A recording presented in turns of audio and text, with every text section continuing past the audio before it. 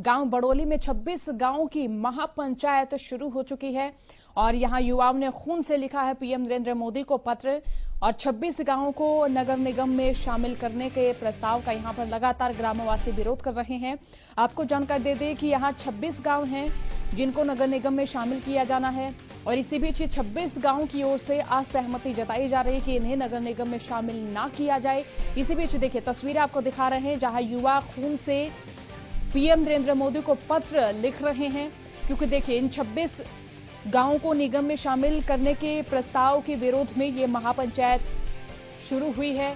युवा भी खून से पत्र लिख रहे हैं क्योंकि लगातार इन गांवों के पंच सरपंचों और युवाओं की ओर से कहा जा रहा है कि नगर निगम में जितने भी गांव अभी तक उन्होंने देखे हैं, जो समाहित हुए हैं, जो सम्मिलित हुए हैं, उनका कोई चहुमुखी विकास नहीं हुआ, कोई चौतरफा विकास उन क्षेत्रों का नहीं हुआ। तो ऐसे में ये किस तरह से विश्वास करें कि अगर इनके गांव नगर निगम में शामिल होते हैं तो गांव का चौतरफा विकास कराया जाएगा। तो देखिए इसी बीच एक और जानकारी मिल पा रही है कि गांव बड़ोली में 26 गांव की जो महापंचायत शुरू हुई थी वो खत्म हो गई है।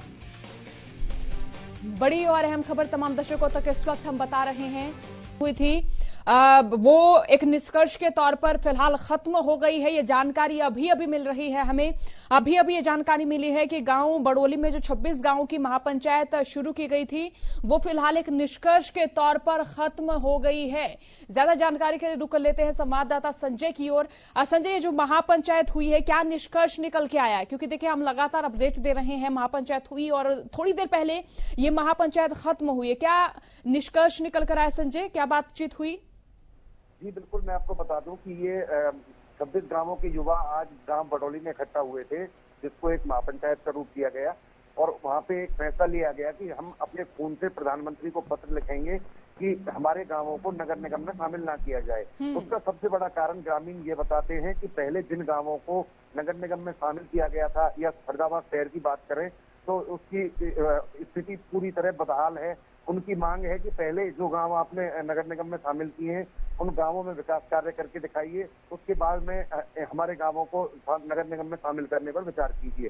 दूसरी बात, आपको एक बात और बता दूं कि फरीदाबाद जो नगर निगम है वो पूरी तरह कंगाल हो चुका है। नगर निगम पे करोड़ों रुपए का कर्जा है।